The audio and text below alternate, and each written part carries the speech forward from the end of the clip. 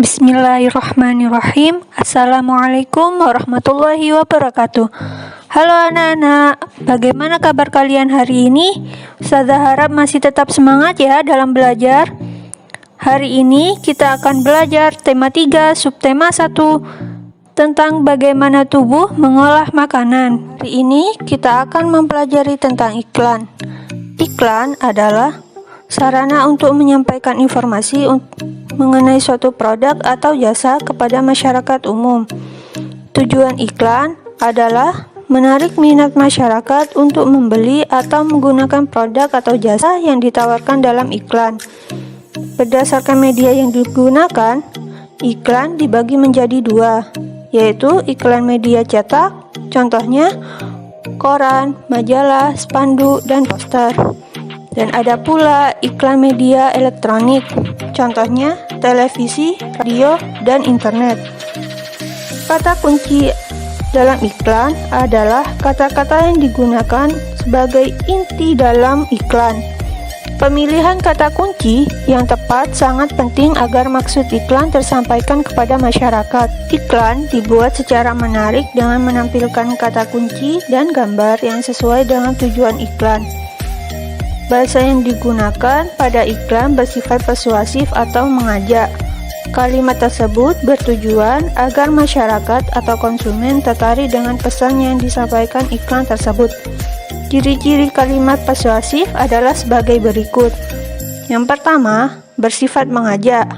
Yang kedua, biasanya menggunakan kata-kata ajakan seperti ayo dan marilah. Yang ketiga, ditulis secara menarik. Yang keempat, dapat diberi rima agar orang-orang yang membaca atau mendengar akan selalu mengingatnya. Beberapa unsur yang harus diperhatikan dalam membuat iklan yang efektif antara lain sebagai berikut. Yang pertama, ada headline atau judul iklan. Biasanya menggunakan kalimat pendek dan tulisan yang menonjol. Yang kedua, subjudul, merupakan gambaran garis besar produk. Yang ketiga adalah isi iklan. Biasanya dicetak dengan menggunakan jenis huruf yang lebih kecil dari judul dan subjudul. Yang keempat, ada nama dan alamat yang dapat dihubungi. Hal ini berguna untuk membantu pembaca mengenali pembuat iklan. Yang kelima, ada visual yang menarik, yaitu menggunakan foto atau gambar. Hal ini lebih baik daripada hanya menggunakan rangkaian kata.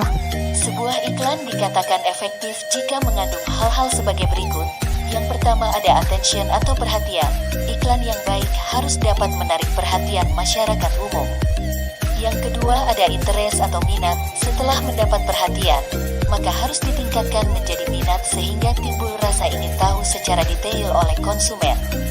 Yang ketiga ada desire atau keinginan, suatu cara menggerakkan keinginan suatu konsumen.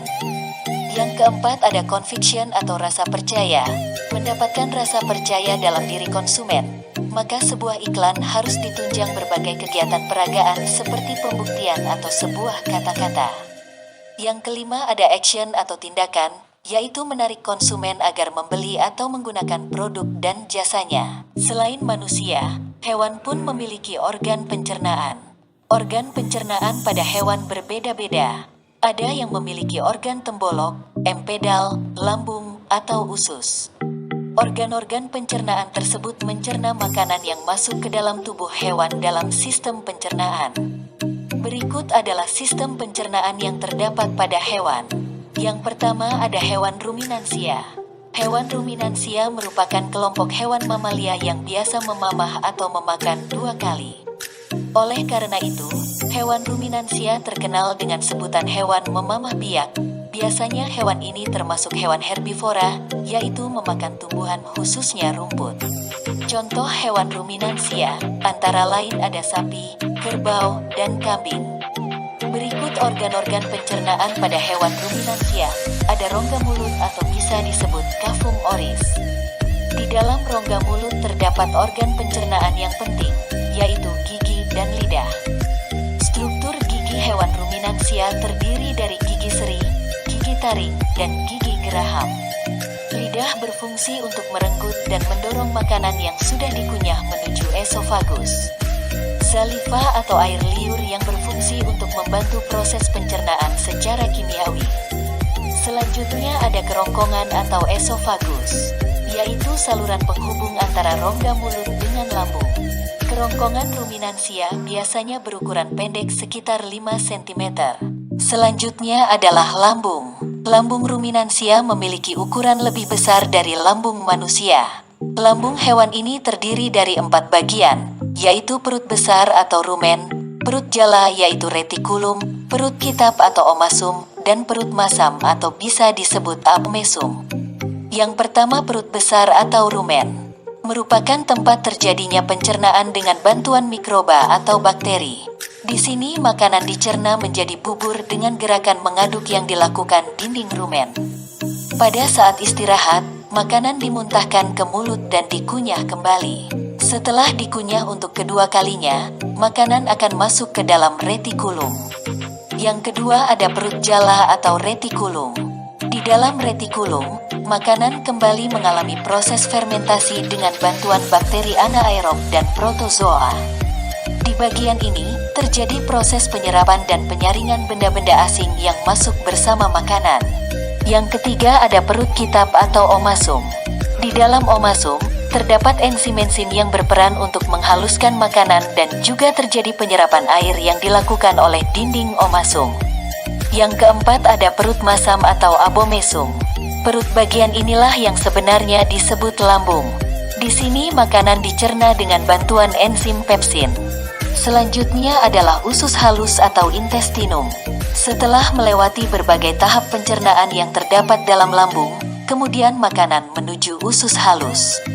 Usus halus berperan untuk menyerap sari-sari makanan yang dicerna halus di dalam lambung, kemudian diedarkan ke seluruh tubuh menjadi energi. Usus halus terdiri dari 3 bagian, yaitu duodenum atau usus 12 jari, jejunum atau pangkal usus halus, dan ileum. Selanjutnya adalah anus. Sisa makanan yang tidak dibutuhkan akan dikeluarkan melalui anus dalam bentuk feses. Salah satu contoh hewan serangga adalah belalang. Belalang memiliki sistem pencernaan yang sudah sempurna. Berikut adalah sistem pencernaan yang terdapat pada belalang. Yang pertama adalah rongga mulut. Makanan masuk dan dikunyah oleh mulut. Yang kedua adalah tembolok. Makanan yang sudah dikunyah masuk ke tembolok, yaitu tempat penyimpanan sementara makanan. Yang ketiga adalah empedal. Makanan yang disimpan lalu masuk ke empedal atau lambung pengunyah untuk dilumat dan dihancurkan. Yang keempat adalah lambung. Setelah dihancurkan, makanan masuk ke lambung untuk dicerna oleh enzim. Yang keempat adalah usus. Setelah itu, makanan akan diserap oleh usus dan diedarkan ke seluruh tubuh. Yang kelima adalah anus. Sisa makanan yang sudah tidak dibutuhkan akan dibuang melalui anus. Selanjutnya adalah sistem pencernaan ikan, kata, reptilia, burung, dan mamalia. Pada sistem pencernaan ikan, terdapat organ, mulut, kerongkongan, lambung, usus, dan anus. Pada sistem pencernaan kata dan reptilia, terdapat mulut, kerongkongan, lambung, usus halus, usus besar, dan kloaka. Pada sistem pencernaan burung serupa dengan serangga, yaitu terdapat organ, mulut, kerongkongan, tembolok, lambung, empedal, usus, dan kloaka. Sedangkan pada sistem pencernaan mamalia, terdapat mulut, kerongkongan, lambung, usus halus, usus besar, dan anus. Dalam sistem pencernaan akan berlangsung proses perubahan makanan dari bentuk yang kompleks menjadi lebih sederhana. Fungsi dari sistem pencernaan antara lain, yang pertama, menghancurkan makanan yang masuk melalui mulut. Yang kedua, menyerap sari-sari makanan ke dalam tubuh. Yang ketiga, mencegah racun dan bakteri penyakit masuk ke dalam tubuh melalui makanan. Yang keempat, membuang sisa makanan yang sudah tidak dibutuhkan oleh tubuh. Mulut merupakan organ yang pertama mencerna makanan. Makanan masuk ke dalam tubuh melalui mulut. Makanan di dalam mulut akan dicerna secara mekanik menggunakan gigi dibantu lidah dan kimiawi oleh kelenjar ludah. Gigi berfungsi untuk mengunyah makanan menjadi halus. Gigi terdiri dari 3 bagian, yaitu mahkota gigi, leher gigi, dan akar gigi. Gigi dapat dibedakan menjadi 3 macam, yaitu ada gigi seri berfungsi untuk memotong makanan, gigi geraham untuk mengunyah, dan gigi taring berfungsi sebagai merobek makanan. Selanjutnya lidah, berfungsi sebagai indera pengecap, juga membantu proses mengunyah dan menelan makanan. Pada lidah terdapat papila atau tunas pengecap, sehingga lidah dapat merasakan rasa manis, asam, asin, dan pahit. Pada kelenjar ludah menghasilkan air liur atau saliva yang mengandung enzim petialin, berfungsi untuk mengubah zat tepung menjadi zat gula. Kelenjar ludah dalam rongga mulut ada 3 pasang, yaitu kelenjar parotis, kelenjar submandibularis, dan kelenjar sublingualis. Kerongkongan atau esofagus merupakan organ yang menghubungkan mulut dengan lambung. Otot kerongkongan dapat berkontraksi secara bergelombang, sehingga mendorong makanan ke dalam lambung yang dinamakan gerakan peristaltik. Makanan yang ada di dalam kerongkongan hanya sekitar 6 detik. Selanjutnya adalah lambung. Lambung merupakan saluran pencernaan yang berbentuk seperti kantong. Di dalam lambung, makanan mengalami pencernaan secara mekanik oleh otot lambung, dan kimiawi dilakukan oleh getah lambung. Kontraksi otot-otot lambung akan mengaduk-aduk dan mencampurnya dengan getah lambung. Getah lambung berfungsi untuk memecah makanan agar mudah diserap oleh usus. Getah lambung dihasilkan oleh dinding lambung. Adapun enzim-enzim yang dihasilkan oleh getah lambung sebagai berikut. Asam klorida atau HCl berfungsi membunuh kuman yang terbawa oleh makanan. Pepsin berfungsi untuk mengubah protein menjadi pepton. Renin berfungsi untuk menggumpalkan protein susu. Kasein berfungsi memecahkan lemak dalam susu. Selanjutnya ada usus halus. Usus halus merupakan usus terpanjang dari saluran pencernaan makanan. Di dalam usus halus terjadi proses pencernaan secara kimiawi dan penyerapan sari-sari makanan. Di dalam usus halus terdapat enzim yang berasal dari dinding usus halus, yaitu sukrase yang berfungsi mengubah sukrosa menjadi glukosa dan fruktosa. Maltase yang berfungsi mengubah maltosa menjadi glukosa. Dan laktase yang berfungsi mengubah laktosa menjadi glukosa.